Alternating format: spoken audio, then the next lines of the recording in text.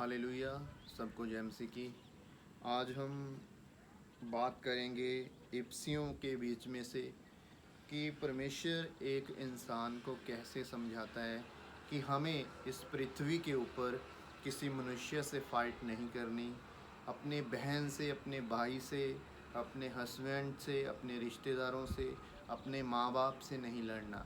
क्योंकि मैं आपको बताना चाहता हूँ, अगर आप परमेश्वर को मानने वाले लोग हैं, अगर आप परमेश्वर के साथ अपने रिलेशन को वेल्ड करने वाले हैं, तो मैं आपको बताना चाहता हूँ, जैसे कि अगर आप इफ्सियों की किताब में पढ़ते हैं, जब इफ्सियाँ 6:10 में लिखा हुआ है, पौलुस कहता है कि हम एक युद्ध में हैं। वो कौन सा युद्ध? वो युद्ध हमारा किसी मांस के साथ, वो आपका किसी अपने बहन के साथ, भाई के साथ, हस्बैंड वाइफ आपस में वो युद्ध नहीं है। जहाँ हमारा हमें कोई नीचा दिखा रहा है, हमारा उनके साथ युद्ध नहीं है। जहाँ कोई हमें टॉर्चर कर रहा है, हमारा युद्ध उनके साथ नहीं है। जहाँ आपको आपके किसी भी, जहाँ पे आप काम करते हैं, आपको सताया जा रहा है, आपका युद्ध आपके बॉस के साथ नहीं है। मैं आपको बताना चाहता हूँ कि अगर आप मसीही हैं, अगर आप परमेश्वर को जानने वाले हैं, जब हम बाइबल में पढ़ते हैं इफ्सियाँ की किताब उसकी 6:10 में पौलुस कहता है कि इसलिए प्रभु में और उसकी शक्ति के प्रभाव में बलवंत बनो। बलवंत मतलब हमें परमेश्वर की शक्ति मांगनी है, परमेश्वर से उस धीरज को मांगना है, और परमेश्वर से उस 19 को मांगना है कि खुदा हमारे हृदय में वो कार्य करे जो तूने अपने वचन में से हमें दिया है, हम उसके ऊपर कार्य कर सकें। हालेलुया।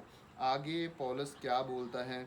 उसने कहा कि परमेश्वर के सारे हथियार बांध लो कि तुम शैतान की युक्तियों के सामने खड़े रह सको। हालेलुया।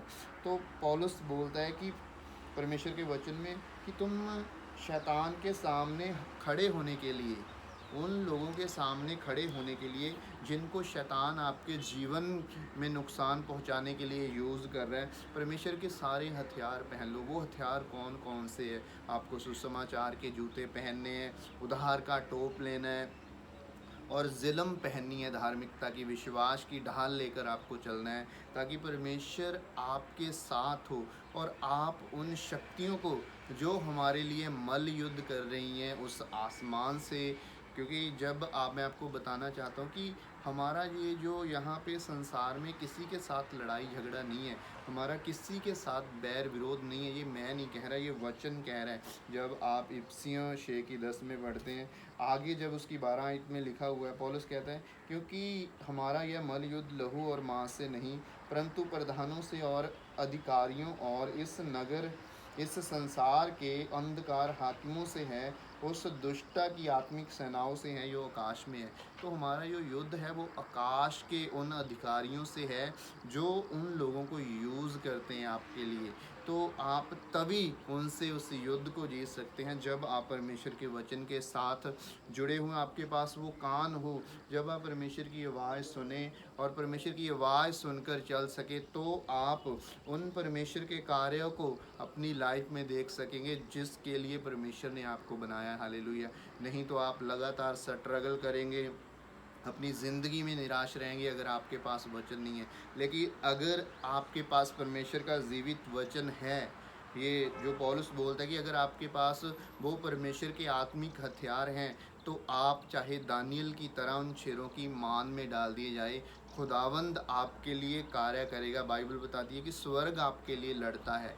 तो परमेश्वर प्रभु यीशु मसीह उन दूतों को आज्ञा देता है, वो खुद उस मकाइल को भेजता है। जैसे जब दानियल परमेश्वर के सामने प्रार्थना कर रहा था, उसने लगातार 3 हफ्ते प्रार्थना की, 21 दिन वो परमेश्वर के सामने रहा, उसने कुछ नहीं खाया, कुछ नहीं पिया, केवल परमेश्वर की उपासना की। तो आप देखते हैं कि पहले दिन ही उसके सामने वो दूत जो परमेश्वर ने भेजा था आंसर लेकर आ गया था। लेकिन जैसे ही उसने परमेश्वर के उस नबी से, उस परमेश्वर के दास से बात की, दानियल ने पूछा कि तुम्हें इतना टाइम क्यों, लेकिन उसने बताया कि मैं तुम्हारे लिए उस युद्ध में था। तो हमें समझने की ज़रूरत है कि जब हम प्रार्थना शुरू ही करते हैं तो स्वर्ग में हलचल मच जाती है, उन क्षेत्रों में हलचल मच जाती है जो शैतान हमारे जीवन में कार्य करता है। तो इसीलिए जब आप प्रार्थना करते हैं, आपके लिए दूत एक्टिवेट हो जाते हैं जो आपके जीवन में कार्य करना चाहते हैं, लेकिन शत्रु ने रोकता है। तो जब आप पूरा आत्मा से, प्रार्थना से, अपने अगुए के अधीन रहकर परमेश्वर के कार्य को करते हैं, तो खुदावंद आपको विक्टोरियस लाइफ देता है। तो परमेश्वर आपको ऊंचा करता है और आप उस मल्ल युद्ध को जीतते हैं, जिसके लिए हमें पौलुस वचन में बताता है कि हमारा युद्ध है जो ये किसी मांस लहू से नहीं है, हमारा युद्ध उन आकाश की सेनाओं के साथ है जो हमारे जीवन में कार्य करती हैं, जो हमारे बाप दादाओं से हमारे जीवन में कार्य करती हैं। तो हमें इन सब से छूटने के लिए केवल एक ही कार्य करना है, वो क्या है? परमेश्वर के वचन के साथ मेडिटेट होना है, वचन के ऊपर मनन करना है, ताकि आज हम परमेश्वर के उस राज्य में, उस मलयुद्ध में, उस स्पिरिचुअली वारफेयर में शामिल हो सकें जिसके लिए खुदा ने हमें ठहराया है। तो आप पीछे ना रह जाएं, उस मुकुट के लिए तैयार हैं जो परमेश्वर ने आपके लिए रखा हुआ। विश्वास करता हूँ कि ये वचन आपके जीवन में 100 गुना फल लेके आए और ये फल आपके जीवन में बना रहेगा। सबको जय मसीह की। God bless you all.